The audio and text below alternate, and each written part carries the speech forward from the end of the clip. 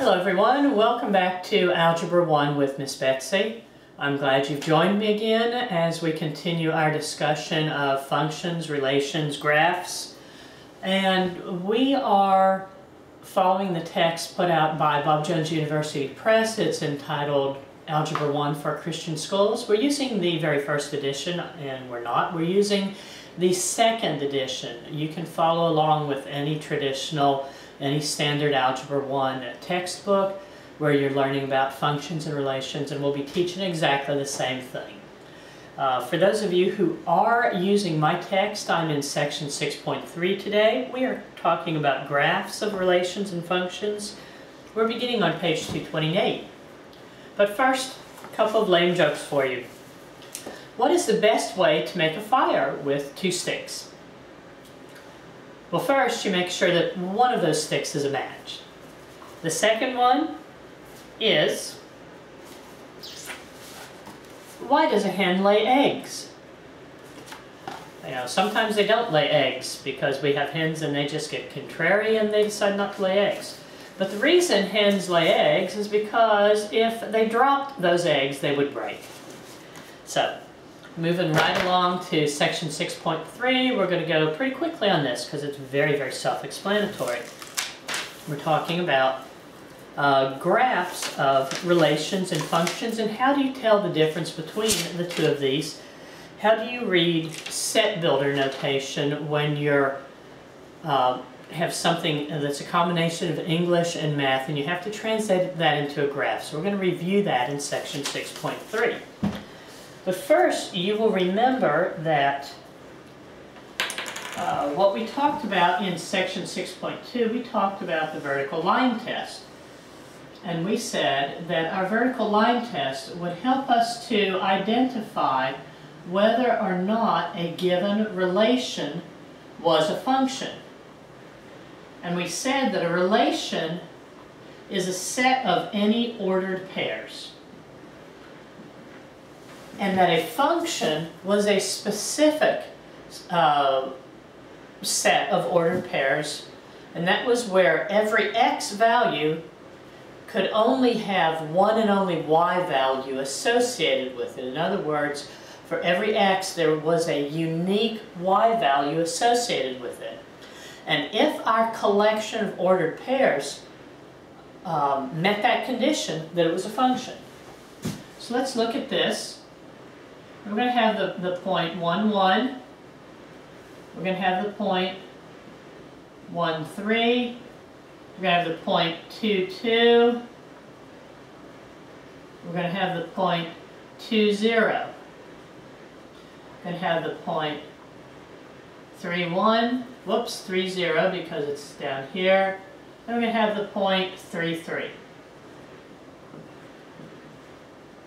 If I can write a 3 instead of a 0. Have I plotted the graphing of a relation? Yes, I have, because what is a relation? A relation is just a collection of ordered pairs. Now, is this relation a function or not? And what's a quick way to tell? Well, our vertical line tells us that if you hold a straight line up to this graph, and if that graph intersects it or hits it at more than one place, you do not have a function. Well, look at this. Sure enough, I can draw a straight line through those 2 points. And not only that, I can draw, theoretically speaking, if I had drawn this very carefully, a vertical line through the graph and hit these 2 points. This is not a function, because what this means is that our x values are paired up with more than one y value. Look, this here tells us if x is 1, y can be either 1 or 3. If x is 2, y can be either 0 or 2, and that violates the definition of a function. A function says for every x, there can only be one y. So this is not a function. And that vertical line test helps us to see that. And I want you to be able to understand and tell me exactly what a vertical line test is. bottom of page 28, vertical line test for functions. It says, if any vertical line intersects the graph in more than one point, the relation is not a function. Otherwise, it is a function. So what happens when I take these 2 points out? Does this help? Well, that's okay. That's okay, but look here. If we have x is 3, y can be either 0 or 3.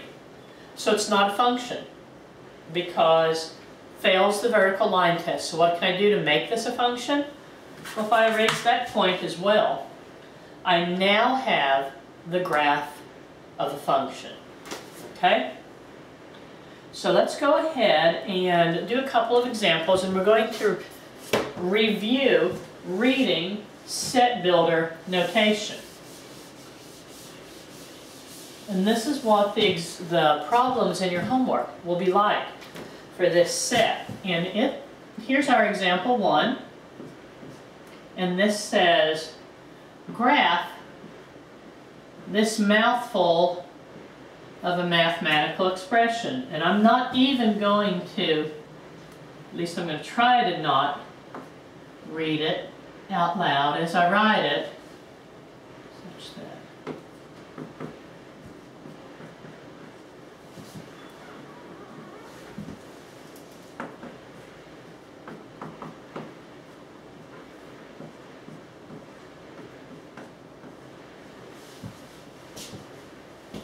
we have a two-part problem here. The first part of our problem I've written here. The second part says make a table of ordered pairs, then graph the ordered pairs, then we want to know if it's a function. First off, what in the world does this mean with all of these squiggles and straight lines and brackets? We have our braces here. It tells us that we have a set or a collection of objects. And what we have here, this is red, the set of all ordered pairs, x and y, the vertical line is such that. So we have graph the set of all ordered pairs, x and y, such that y is equal to x plus 2. And now they're giving us a limit for what x can be equal to. X can be either 1, 2, 3, or 4. Okay, well, how do we come up with a set of ordered pairs, and what are we going to do? Well, we're going to write a chart. We're going to have x. Remember, we've had x before, and we've had y before. We're going to write this a little bit differently. I'm going to move over here a little bit further. Instead of just writing y, we're going to say that y is equal to x plus 2. So what we have to do now is say, okay, what can x be? We're limited here. We only have 4 values that we can use for x. X can be 1. So if x is 1, what is y going to be equal to? Well, it's going to be 1 plus 2, which is 3.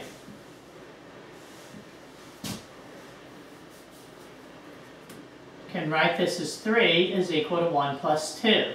If x is 2, what are we going to have? We're going to have 4.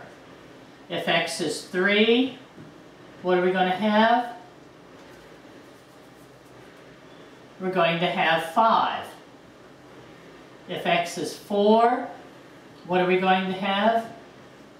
Y will have a value of 6. This is what they mean when they say use a chart. Now, right here we have that y is equal to x plus 2. So that's why they have this sort of backwards looking way that they've solved this. Another way that you might write this, instead of saying y is equal to x plus 2, you might just write it up on the top and say y is equal to x plus 2. And then sometimes it makes it easier for you. You can say 1 plus 2 2 plus 2, 3 plus 2, 4 plus 2, which is equal to 3, 4, 5, and 6. Whatever you have to do in order to recognize what your ordered pairs are. This shows us our set of ordered pairs. Now what does this ask us to do? It says draw the graph of this. So let's go ahead and draw our graph.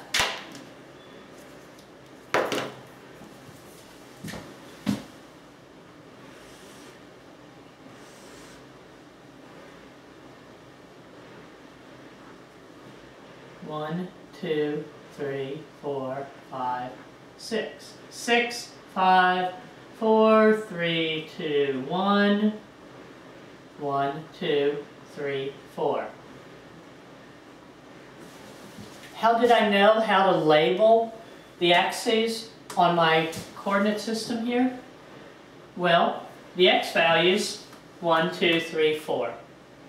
The y values 3, 4, 5, 6. And these are paired together when x is 1, y is 3, when x is 2, y is 4, when x is 3, y is 5, when x is 4, y is 6. So what we have here is what they would call the graphical representation of this function consisting of 4 ordered pairs, and those ordered pairs are 1, 3, 2, 4, 3, 5, and 4, 6. And you notice I said we have a graphical representation of a function that contains these 4 ordered pairs. How do I know that it's a function? Because as I'm doing this, I see that it passes the vertical line test. Doesn't matter however many vertical lines I draw through there, the line is only going to hit one point on the graph, which means that for every x value, it has a unique y value. When x is 1, y is only 3. When x is 2, y is only 4. When x is 3, y is only 5. And finally, when x is 4, y is only 6. So there's what they call a one-to-one correspondence. In this particular function, it's a one-to-one correspondence. I really didn't mean to put that in there. There's, if you have a direct one-to-one correspondence, it's a little bit different than what I'm talking about. But what we have here that I mean for you to know and understand is that for each x value, there's one and only one y value. There's a unique y that is associated with each x, and that's what makes this a function. So yes, this relation here, which they're asking us to graph, the relation that they asked us to graph is the set of all ordered pairs x and y, such that y is equal to x plus 2, but we're giving conditions that x is only allowed to be one of these 4 specific integers. X may be 1, 2, 3, and 4. X may have no other values. So these 4 points, stair-stepping points here, those are the only values that x is able to have. So now let's go ahead and look at our next example, where we're going to graph another set of ordered pairs and see what happens with this. This is example 2. I'm on page 229 in our text. And it says that didn't work, did it? It says graph this set. Graph the set of all ordered pairs x and y such that x is any value between 1 and 5, including 1 and 5, where x is an integer and y is equal to 3. So let's look at this and see. What are we actually saying? We have the set of all ordered pairs x and y's such that x fits somewhere in between 1 and 5. It includes 1 and 5 because we have 1 is less than or equal to x, which is less than or equal to 5. So x has to be an integer, and y is always going to be equal to 3. So we want to graph this. Well, can we make some ordered pairs out of this? Can we write this in set notation? Sure. What do we have first? It says x has to be an integer. What are integers? They're like counting numbers, but they're negatives also. So if x is between 1 and 5 and includes 1 and 5, what values are we going to have for x? Yeah, exactly. We're going to have 1, or 2, or 3, or 4, and I can't hold my pen, or 5. What is y going to be? No matter what x is, y always has to be 3. So we have 1, 3, 2, 3, the ordered pair 2, 3, the ordered pair 3, 3, the ordered pair 4, 3, and finally we have the ordered pair 5, 3. And we want to go ahead and graph this. 1, 2, 3, 1, 2, 3, 4, 5. Make sure you draw your arrows for me to indicate that we've got a number line. We've got the grid that goes on forever. 1, 3, 2, 3, 3, 3, 4, 3, 5, 3. Okay? X has to be an integer. Y is always going to be 3. And I'm not going to take the time to label these 1, 3, 2, 3, 3, 3, 4, 3, 5, 3. Does this graph right here, is this a function? Okay, what are you noticing here? Are you noticing the fact that it passes the vertical line test, doesn't it? If I hold a straight edge up against this, I'm only going to hit 1 point vertically.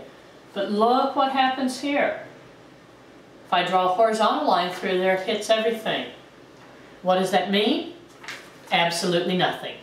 There is no such thing as a horizontal line test to worry about passing or failing to indicate whether or not a given relation is a function. The only test that there is the vertical line test. So yes, this representation that we have on the board right now is a function.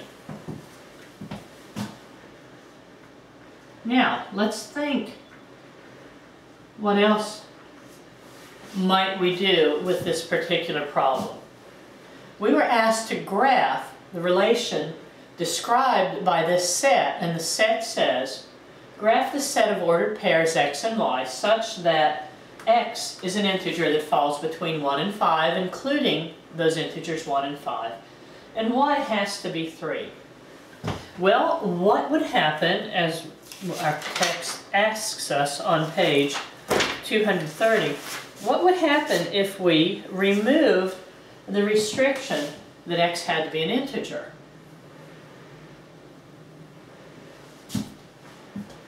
Okay. Well, what do you think? What if I asked you to graph this expression here just on a number line? 1 is less than or equal to x, which is less than or equal to 5. How would you graph that? Yeah, it's easy, isn't it? Here's our number line. Here's 0, 1, 5. And how would you graph that? Because we have less than or equal, we've had solid circle at 1, solid circle at 5, and every bit of that number line in between it, because that's what the limitation is. And that's exactly the same idea of what we're going to graph here. We would have a straight line. Now we're not going to have actual solid dots there at the end necessarily, but this is just the graph, what your graph would look like. It would begin at 1, at the value x is 1, and it would end where x was equal to 5, and it would just be a straight horizontal line segment. Is this still a function? Yes, it is, because it passes the vertical line test. No matter where you draw a vertical line, you're only going to touch that graph at one point. Okay? Sometimes we're going to have a relation that they describe. And remember, all a relation is, what's a relation? It's just a set of ordered pairs. And sometimes they're going to use inequalities to describe a relation. For example, example 4. We're being asked to graph this particular relationship, and it says graph the set of all ordered pairs x and y such that y is equal to plus or minus the square root of x, okay? And then we have a limiter here. It's telling us what x can be equal to. X has a specific limit. It says x can be equal to 1, 4, or 9. And they want us to graph that. And you might at first think, I can't do it. But you know what? There's nothing hard to do this at all. But before you can graph this relation, you have to be able to put that into a form where you have ordered pairs that you can actually plot on your Cartesian coordinate system. How are we going to do that? We're going to make a table that lets us find those ordered pairs. So we have x, and we have y. And here we're specifically told x can only be 1, 4, or 9. So to find what our y values are, we're going to substitute in our x. Y is equal to the square root of x plus or minus. So if we substitute in y, if we substitute in 1 for our value of x, what's plus or minus the square root of 1? Well, y can be either 1 or negative 1, can't it? So if x is 1, y is 1, x is 1, y is negative 1. What do you immediately notice here? Yep, this relation is not a function. Why is it not a function? Because x pairs up with more than one y. It's not a unique y. So this is all, we already know that this is not a function. Because we know it's not a function, we know that as soon as we get all these ordered pairs figured out here, when we plot it on our graph, it's going to fail the vertical line test, isn't it? Well, let's go ahead and see what happens. What do we get when we substitute in a value of 4 for our x? Well, we have x is plus or minus the square root of 4. Square root of 4 is 2. So y can be either a positive 2 or a negative 2 when x is 4. So if x is 4, y is a positive 2 or a negative 2. What's going to happen when x is 9? Yeah, we're just doing the square roots, aren't we? If x is 9, y can be a positive 3 or y can be a negative 3. Now what have we done with our table here? We have come up with 6 specific ordered pairs that we can graph. I'm just going to go ahead and write this in set notation where I have our ordered pairs so that my board is not just completely messed up here. So I can erase some of this extra. So our relation is defined by the set that contains these 6 ordered pairs. We have the ordered pair 1, 1, 1, negative 1, 4, 2, 4, negative 2, and our last pair of ordered pairs we have 9, 3, and 9, -3. So how many ordered pairs does our relation contain? 1, 2, 3, 4, 5, 6. What are we going to do? We're going to plot them.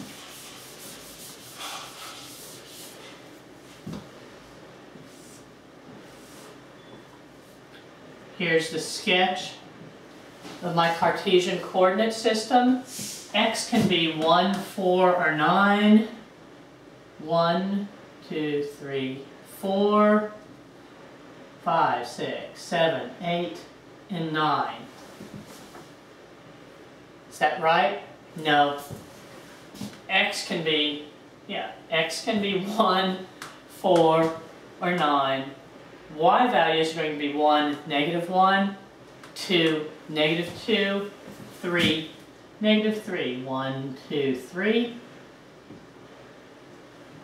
I think you're seeing, as we're working on these problems, sometimes the most lengthy part of these problems right here at the beginning is actually getting everything set up, drawing your grids, identifying your ordered pairs.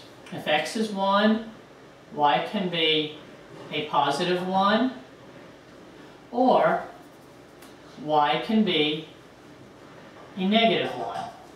If X is 4, Y is a +2, or Y is a -2. If X is 9, Y is a +3, or Y is a -3. This is all they want you to do. They gave you your original problem. You can refer back to it in your book. It looked really weird. It said, graph a set of all ordered pairs X and Y such that Y is equal to plus or minus the square root of 4, and X can only be 1, 4, or 9. What we did was we took our X values, substituted those into our expression that said, well, that Y was equal to plus or minus the square root of X, and we came up with this set of 6 ordered pairs. We immediately saw that it wasn't a function because the X values were repeated 3 times. And let's just say that we were really sleepy and we didn't notice that. As soon as we graphed these 6 points on our Cartesian coordinate system, we saw that this could not be the graph of a function because it fails. Give me some leeway here on my lines. Because it fails the vertical line test at 3 points. So what we have is not a function because it fails the vertical line test. Okay? They have one more example in here, like we did with the example 2 and 3, where we first said X had to be an integer only, and we had those 5 dots in a row.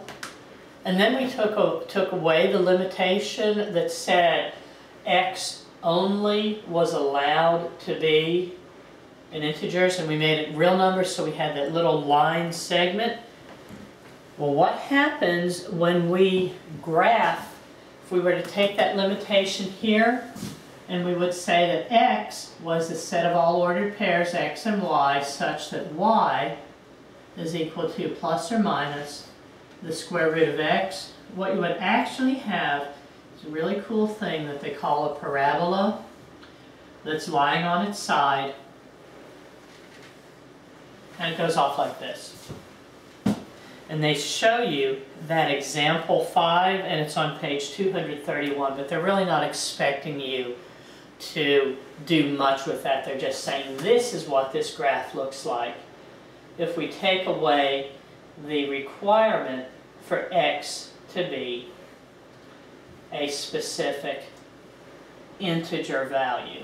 So later in your studies, you'll be graphing these parabolas and you'll learn to do lots of things with them. That's the end of section 6.3. I'll see you next time.